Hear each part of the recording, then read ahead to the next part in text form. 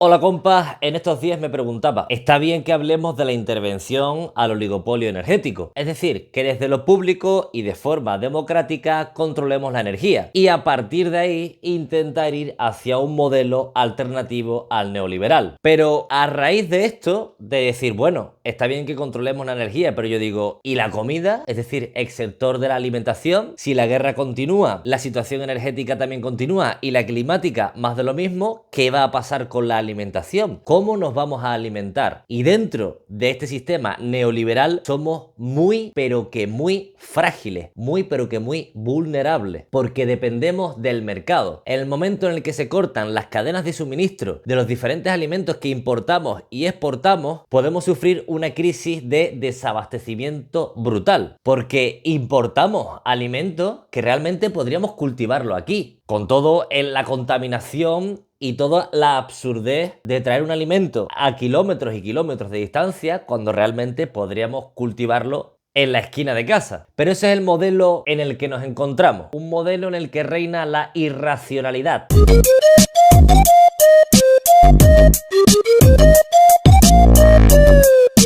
¿Cuándo vamos a abordar el tema de la alimentación? ¿Cómo desde lo público vamos a intentar paliar los problemas que podamos enfrentar en un futuro próximo? Porque este modelo ya se está tambaleando. Así que, viendo ayer el programa de La Base, Irene de Miguel confirma, una experta en la materia, que podemos enfrentar una crisis alimentaria. Vamos a escucharla. Porque lo que nos enfrentamos es a una crisis alimentaria. A una crisis alimentaria no solo dentro de nuestras fronteras. Es que la guerra de Ucrania, sobre todo, también va a afectar a la falta de abastecimiento de cereales al norte de África. Entonces, esta crisis alimentaria va a tener efectos colaterales también en otros países cercanos y yo creo que la solidaridad también tiene que ser una clave sobre la que se pivote a la hora de plantear medidas a corto plazo. Y bueno, luego si queréis ya hablamos de a medio plazo, porque creo que se ha abierto brecha para plantear otro modelo que arrastre de definitiva este modelo neoliberal petrodependiente que da la espalda a la emergencia climática. ¿Qué es lo que habría que hacer, Irene? O sea, ¿cuál deberían ser los planes, no solamente a corto, sino a medio y largo plazo, de un gobierno progresista en un contexto como este? Bueno, a corto plazo está claro que tenemos que garantizar las rentas agrarias. Lo ha dicho Basilio, lo ha dicho María José. Estamos hablando de la uberización, en definitiva, ¿no? de los sectores, que quiere decir que al final las grandes industrias, en este caso el agronegocio, los fondos de inversión, están acaparando tierra, suelo, agua y todo el proceso de alimentación. Y dejar la alimentación, que es un derecho humano, que debería garantizarse como derecho humano, en manos de estas entidades, pues creo que sería un error garrafal. Y sobre todo porque ellos tienen un objetivo que no es el bien común, que es el de ganar dinero, ¿no? Como empresas que son. Pero estamos hablando de alimentos. Entonces, para empezar, lo que tenemos que hacer es garantizar que ningún agricultor pequeño, ni pequeño ni mediano, o sea, la gente que realmente vive en el territorio, gestiona el paisaje y produce alimentos de calidad, dejen la actividad por esta crisis. Hay que garantizar las rentas agrarias. Pero luego, aparte, tenemos que tener un control en el precio de los insumos y eso es intervencionismo. Y a mí me hace mucha gracia que el PP y Vox se arroguen como la defensa del campo cuando realmente las propuestas que blindan la actividad agraria como una actividad esencial, que plantean medidas que son rupturistas y que son medidas de calado y transformación del sector, es la izquierda. Somos los progresistas. Ellos solamente hacen que poner parches. Y bueno, pues a medio plazo tenemos que plantear otro modelo. O sea, no podemos seguir produciendo cordero para exportar a los Emiratos Árabes y a la vez importar cordero que viene de Nueva Zelanda. O como decía Pepe Esquinas, hace unos años hubo un accidente en la frontera con Francia y resulta que los dos camiones, uno que venía de Francia y otro que salía de España, los dos llevaban tomates. Este modelo lo tenemos que dejar atrás. Total. Necesitamos una soberanía alimentaria bien entendida. Y esa soberanía alimentaria también tiene que ver con el cierre de ciclos, con compaginar la agricultura, con la ganadería y bueno, muchas cuestiones que al final hacia donde nos llevan es hacia otro modelo mucho más sostenible, más resiliente, que garantice rentas dignas, a los productores y también a los trabajadores del campo, que muchas veces se olvida hablar de los jornaleros, las jornaleras, que son esenciales para la actividad agraria, y el domingo muchos de ellos tampoco estaban en Madrid. Pues bueno, yo respecto a lo que ha dicho Manu, para que veáis el cinismo, ¿no?, de, por ejemplo, partidos como Vox o como el Partido Popular, el domingo una de las reivindicaciones del sector agrario era que se pusiera en marcha y se hiciera cumplir la ley de cadena alimentaria, ley que ellos mismos habían votado en contra en el Congreso.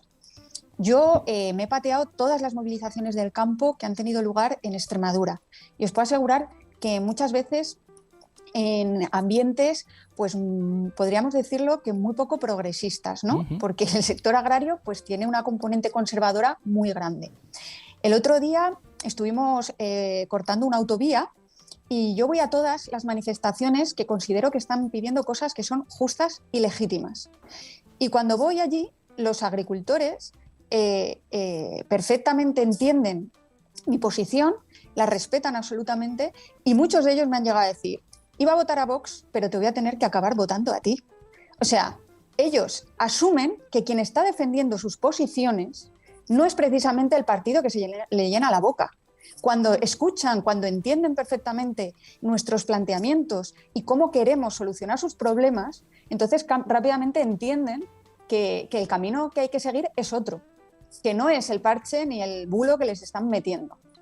Yo soy muy partidaria de que no hay que dejarles ni un centímetro a la extrema derecha, en ningún espacio, porque hay gente que se puede sentir escuchada, apoyada, arropada, pero no es verdad, no es cierto, porque luego cuando tienen que hacer votaciones, cuando tienen que pulsar con el dedo, pues resulta que votan a favor de los tratados de libre comercio en Europa, que son la espada de Damocles del medio rural y sobre todo del sector primario, o votan en contra de una ley de cadena alimentaria. Y sobre lo que decías, Pablo, del Partido Socialista, pues es absolutamente cuestionable las soluciones que se están planteando desde, por ejemplo, el Ministerio de Agricultura. Un ministerio que parece que hace siempre más caso a los lobbies de la industria y de los pesticidas y los fertilizantes. Pero Irene, ¿cuándo ha habido un ministro de Agricultura en España que no esté representando a los lobbies? Hombre, o sea, si es que ha sido toda la vida así, toda la vida así. Sí, bueno, yo creo que Planas podría perfectamente estar en otro partido. ¿Dónde acaban los ministros del PSOE después de pasar por ahí? Por las políticas que han hecho, sí.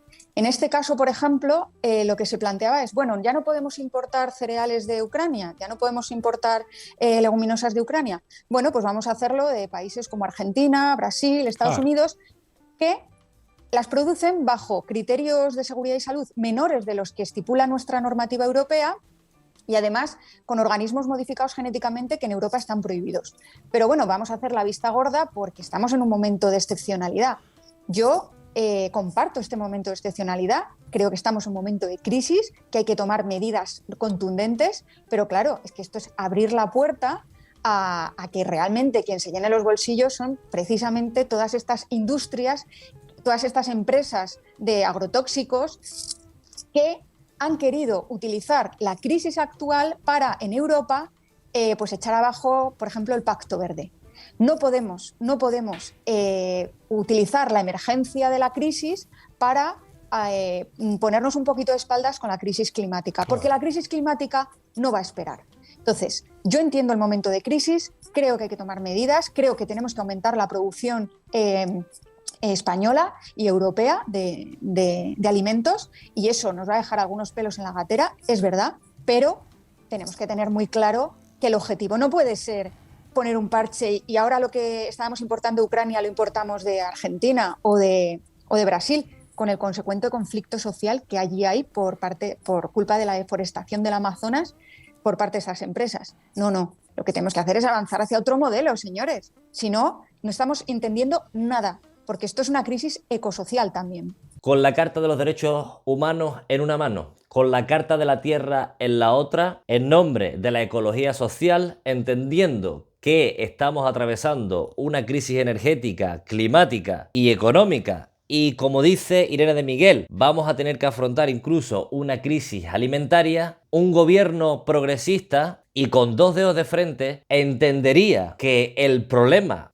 El hilo común que une a todas esas crisis es el mercado, el funcionamiento del mercado, que no vamos a solucionar nada yendo a Argentina o a otros países a solucionar la crisis alimentaria, que tenemos que empezar a producir en nuestro propio suelo, en nuestras tierras, y para eso hay que intervenir en la economía desde lo público y hay que ser valientes y hay que dar ese paso y entender que este modelo neoliberal está acabando y se está cayendo y que antes de que se dé el golpe, antes de que caiga con todas sus consecuencias, debemos estar preparados. La soberanía energética es importantísima, pues imaginemos la alimentaria. ¿Qué vamos a hacer ante una crisis de desabastecimiento? Si desde el gobierno, si desde lo público no tomamos medidas urgentes, desde ya. Pero claro, es como decía Irene de Miguel, si el problema es que los ministros y políticos que se suponen que están ahí para afrontar estas situaciones son comprados por los lobbies, por las grandes empresas. Que estas empresas no miran por el bien común, no miran por la mayoría, miran por los intereses concretos de una empresa, que como bien ha dicho también Irene de Miguel, si hay que arrasar un bosque, se arrasa. Si un producto tiene que hacer 40 viajes y por el camino contaminar toneladas y toneladas de CO2, y tenemos que reventar ecosistemas, y tenemos que someter a trabajadoras en no sé dónde para sacarle más rendimientos, pues se hace, porque la lógica de las empresas es la lógica del capitalismo, sacar el máximo rendimiento posible, a costa de los derechos humanos, a costa de los ecosistemas, a costa de otros seres vivos, a costa de lo que sea. Y eso se tiene que terminar. Y hay que afrontar ya, hay que ser valientes para tomar medidas de urgencia, para empezar desde ya a crear una transición desde un modelo totalmente insostenible como es el neoliberal, que funciona en beneficio de unos pocos, y crear una economía más local, más solidaria y más justa. Si te ha gustado el contenido, no olvides suscribirte. Si crees que nuestro contenido es necesario para generar conciencia, puedes apoyarnos en Patreon a través de este enlace. Por ahora, eso es todo. Un saludo.